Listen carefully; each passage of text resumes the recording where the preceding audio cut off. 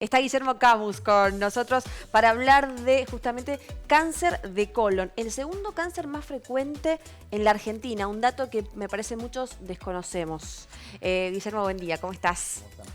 A mí, antes de hablar del cáncer de colon, que me parece El tema, sumamente importante el exacto. tema, sobre todo transitando este mes, yo decía recién distintos malestares estomacales.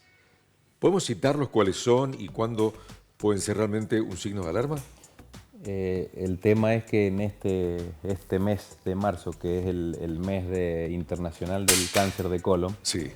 y por eso un poco estamos tratando de difundir toda esta concientización, justamente apunta a que no llegue el paciente a la consulta con toda esa sintomatología. O sea, no minimizar eso que se va acumulando que proviene de un malestar estomacal. Exacto. En este caso intestinal sobre todo, pero bueno, uno siempre tiende a pensar que a minimizar el síntoma, si tengo un sangradito seguramente son hemorroides, no le demos bolilla, pongamos una cremita.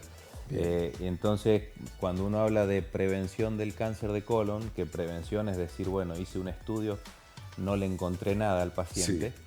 o detección precoz del cáncer de colon, que es, le hice el estudio, le detecté el cáncer, pero lo encuentro en una etapa donde me da tiempo a que ese paciente se pueda curar. El cáncer de colon detectado precozmente se cura en el 90% de los casos. Entonces la idea es que uno haga estudios cuando el paciente no tiene síntomas, sino que los haga en relación a sus antecedentes familiares, lo cual cada vez le damos más importancia. Así hay alguna cuestión hereditaria en la familia y con una cuestión relacionada a la edad, por supuesto. A eso iba. ¿Es más frecuente en quiénes? ¿Hay una cuestión de edad? ¿Hay una cuestión de género? Sí, es más frecuente después de los 50 años, claramente, alrededor de los 65 años.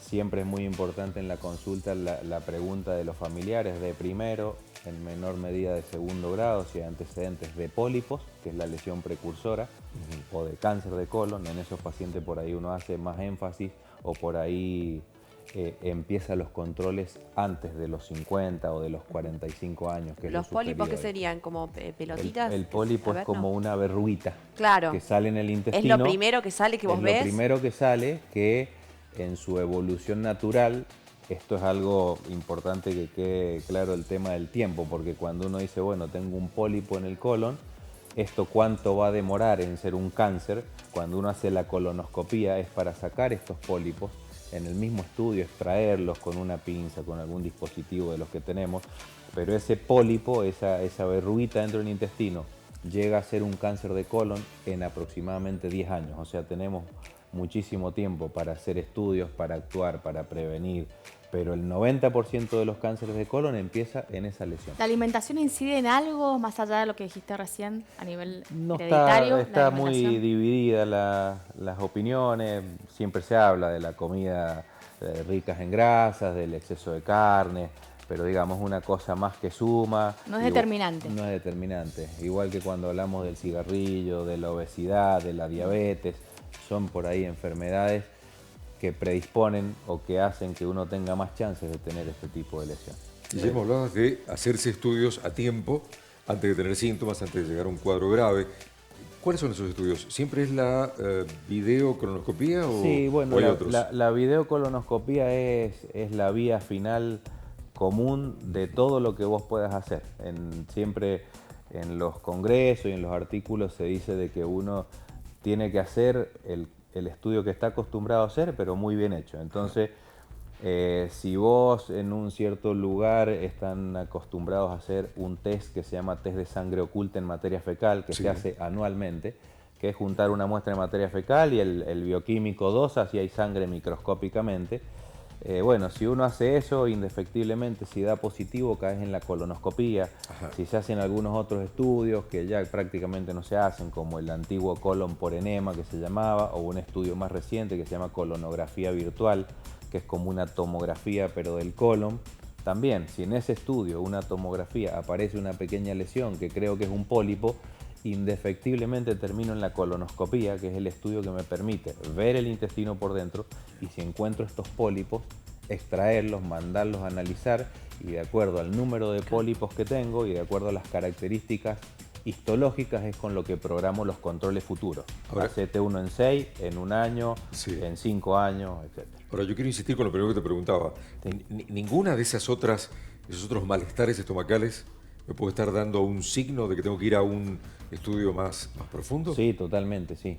Claro, o lo que uno apunta es a llegar al paciente antes de esos síntomas, pero las 2 o 3 cosas más comunes es el sangrado, por supuesto, sangrado que habitualmente debería ser de una sangre roja, o sea, no materia fecal negra como alquitrán, que eso por ahí es un cuadro que se manifiestan los sangrados más altos de la parte gástrica, pero un sangrado, el cambio en el ritmo de la evacuación, si tengo un ritmo de evacuatorio X y me constipé o estoy más diarreico o cambió mi ritmo habitual, también me tiene que hacer abrir los ojos eso, pérdida de peso, anemia en los análisis, y dolor abdominal, por supuesto, son las cosas más comunes. Eso te iba a preguntar justo, digo, si hay dolor. Sí, sí hay dolor. Digo, esto que vos decías, no lleguemos al dolor, no lleguemos a estos síntomas tan obvios para un médico, pero bien lo que decía Coco de si sos un dejado, porque nos pasa, ¿viste? De que a veces nos dejamos de estar, no me mire doctor por las dudas, nos dejamos de estar y tenés los dolores y uno los va llevando. Son estos dolores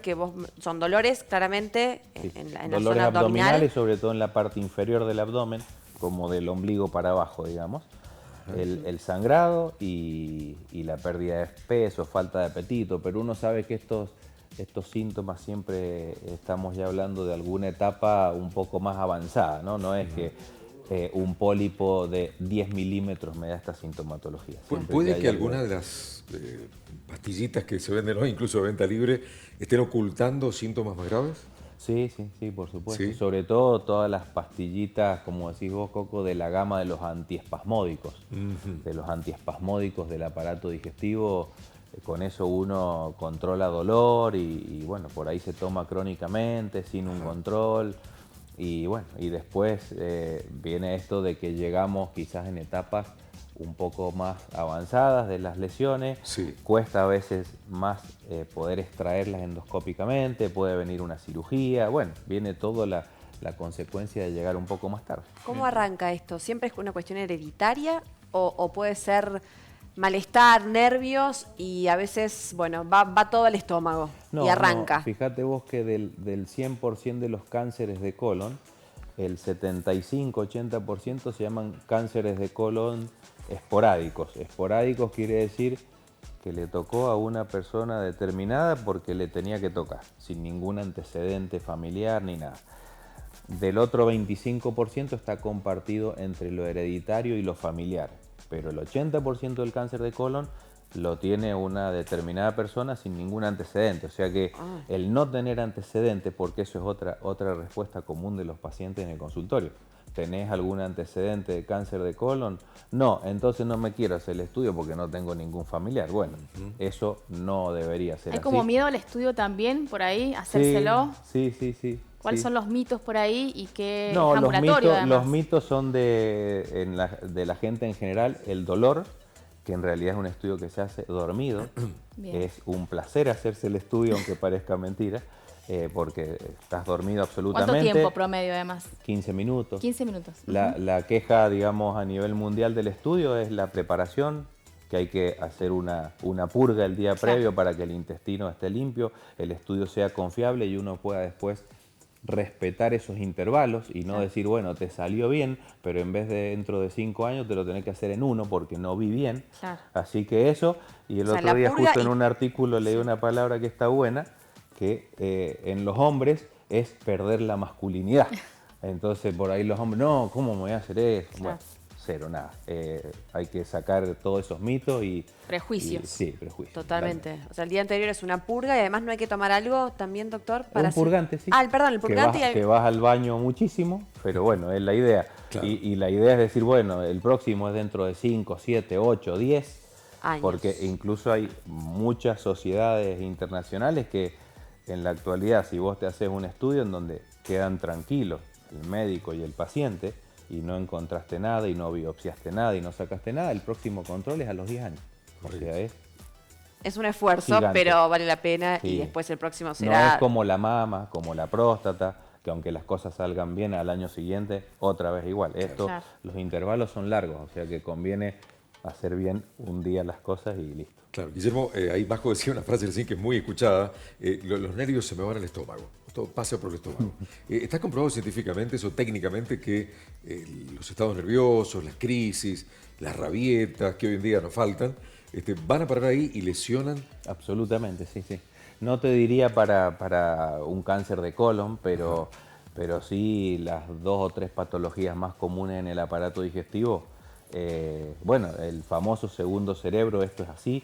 Neurotransmisores que tenemos a nivel cerebral son los mismos que tenemos en el aparato digestivo, como la serotonina, o sea que por ahí es absolutamente cierto que todo el estrés y la tensión y te produce la gastritis, la dispepsia a nivel gástrico y el famosísimo colon irritable a nivel intestinal. Okay. ¿Qué serían otras palabras? Porque son nombres que obviamente todos conocemos, Sí. pero ¿qué es? O sea, digo, Mala llevado- digestión y... Inflamación, hinchazón. Distensión abdominal. A usted lo dice Meteorismo. muy fino, doctor. ¿Cómo es? O sea, Hinchazón. Hinchazón hinchazón. inflamado. Por eso, nos provoca a todos eso, Termino hinchazón. con un embarazo de 8 meses a las 9 de la noche, te dicen los pacientes. Me levanto bien chatito, bien bonito y después voy así. Bueno, eso es hinchazón abdominal que... ¿Por qué pasa eso, doctor? Y es todo un problema, el 80% tensional, nervioso. Ok. Y después algunos alimentos que contribuyen a eso. Pero la cabeza muchísimo que ver, sí. Doctor, la persona va a hacerse la colonoscopía, el examen o el diagnóstico dice que hay cáncer. ¿Qué sigue de ahí en más?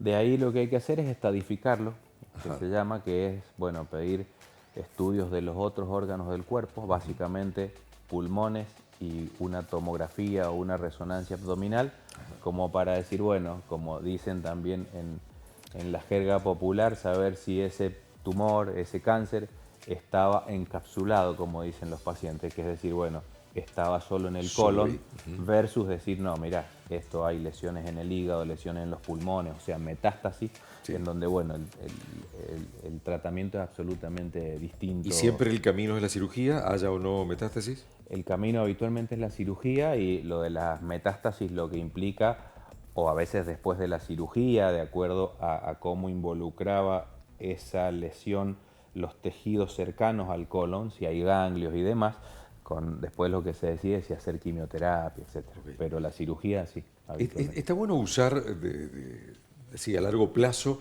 los prazoles?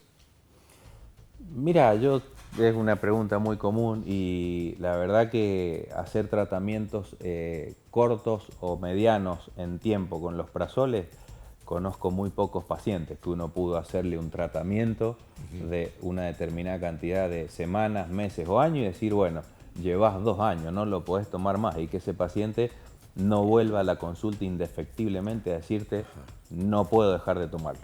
Entonces, por ahí lo que uno hace es chequear algunas cosas a nivel análisis de sangre y sobre todo chequear una endoscopía gástrica cada tanto para evaluar ciertas complicaciones o efectos secundarios que pueden dar estos prazoles tomados a largo plazo, que en realidad por ahí en algún lugar hasta se las mencionaron como drogas casi perfectas porque producían muy pocos efectos secundarios. Hace unos años se habló muchísimo de muchas cosas, desde demencia, fractura de cadera, osteoporosis, Sí. etcétera. Y eso después en la mayoría de los trabajos científicos fue todo descartado. Sí. Pero mínimamente una endoscopía cada 2 o 3 años, porque sí lo que vemos muy frecuente en la endoscopía son pólipos, las verruguitas que hablábamos recién, Sí. pero en el estómago, en los tomadores de prazoles a largo plazo, pero algo que es reversible, porque se produce en realidad por una inhibición del ácido clorhídrico que genera otras cosas, salen estos pólipos, cuando haces la endoscopía los encontrás, los biopsias, confirmás que es por eso, y bueno, si ahí tenés la chance de bajarte de un omeprazol a algo menos o que no sea de esa familia, que era la ranitidina, sacada hace unos meses del mercado. Pero bueno, si encontrás esos pólipos, por ahí uno está un poco más atento. Son benignos, no se hacen malos, pero se controlan cada tanto. Sí. Muy bien, perfecto. Lo puedo sacar de tema por 2 segundos, ya que lo tenemos. Un tema que nos consulta mucho es el estreñimiento. ¿Qué pasa? ¿Qué le dirías a una persona que lo padece, lo sufre prácticamente todos los días? Bueno, es uno de los síntomas. Es uno de los síntomas. Este cambio del ritmo evacuatorio. Sí.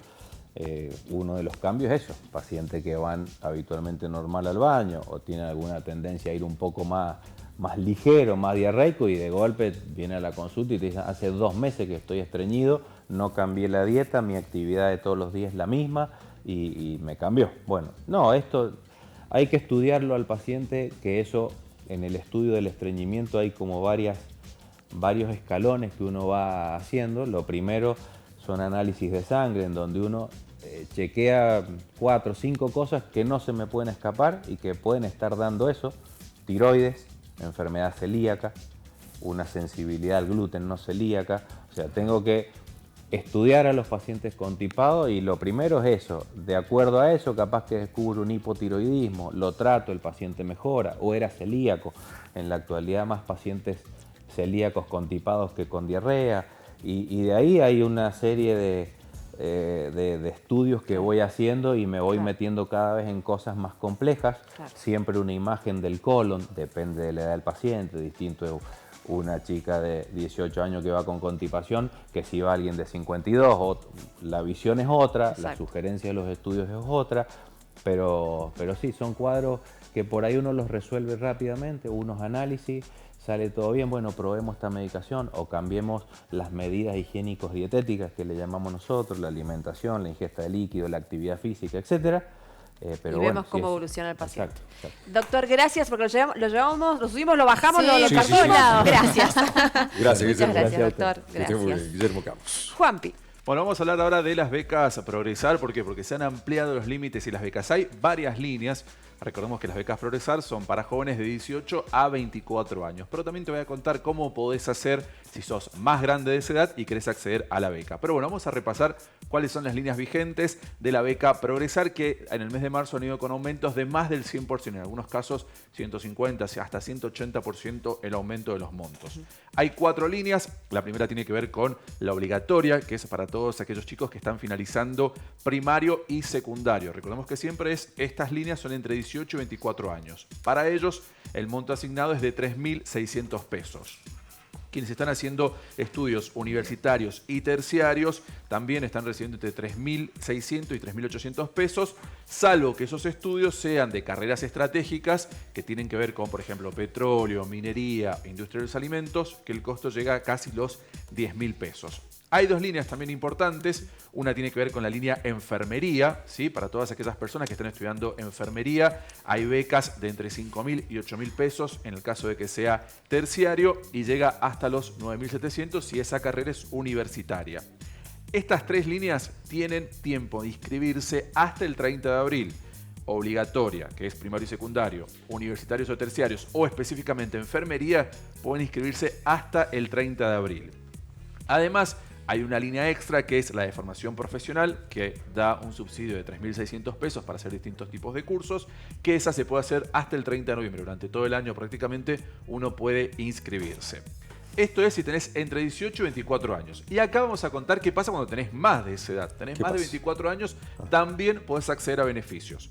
Por ejemplo, si tenés 35 años y tenés hijos menores de 18 años, podés acceder a cualquiera de estas 4 líneas, sin problema, ¿sí? Si tenés 35 años y tenés hijos menores, podés acceder. Lo mismo a aquellas personas que pertenecen al colectivo trans, a las comunidades indígenas o a las personas con discapacidad. Para ellos no hay límite de edad, pueden acceder a cualquiera de estas 4 becas que he contado. En el caso de enfermería también es sin límite. Esto es muy importante. Cualquier persona en su casa que quiera estudiar la carrera de enfermería tiene que saber que no tiene límite de edad y que le van a dar entre 5.000 y 9.700 pesos por estudiar esta carrera, que muchas veces es una limitante el tema económico. Bueno, en este caso está contemplado cualquier edad para estudiar enfermería. Y atención también a aquellos que tienen hasta 40 años y no tengan un trabajo formal registrado, pueden acceder a estos cursos de capacitación que da el Instituto Nacional, que se llama INETI, que es Instituto Nacional de Tecnología e Industria. Ingresan a la página, hay un montón de cursos y para ellos el subsidio es de 3.600 pesos. Mayores de 40, hasta 40 años, bien digo, que no tengan un trabajo formal registrado. Son un montón las líneas, todas tienden a esto, ¿no? A poder progresar, a poder capacitarse, a poder formarse. ¿Cómo se inscriben o cómo acceden al subsidio? Es la manera más fácil y sencilla que hay. ingresás a mi ANSES, ¿sí? Te vas a la beca Progresar, todo Sí. lo haces desde el teléfono o desde internet. Beca Progresar, hay un formulario, ese formulario lo haces completar en el instituto donde estás estudiando, Sí. cargas el formulario firmado con una foto, e inmediatamente se te empieza a acreditar cualquiera de estos subsidios. Así que se hace todo a través de internet, solamente es nada, ingresar, descargar los datos, la firma del instituto, porque tenés que corroborar que estás estudiando, que estás terminando la educación o que te estás capacitando, inmediatamente volvés a subir el formulario y comienza la acreditación. Así que es importante esto, aprovechen hasta el 30 de abril, como dije, primario, secundario, universitario y enfermería, y hasta el 30 de noviembre todos los cursos de formación profesional. Qué buenas alternativas, Jorge. Muy bien, Buenísimo. aprovechamos. Gracias.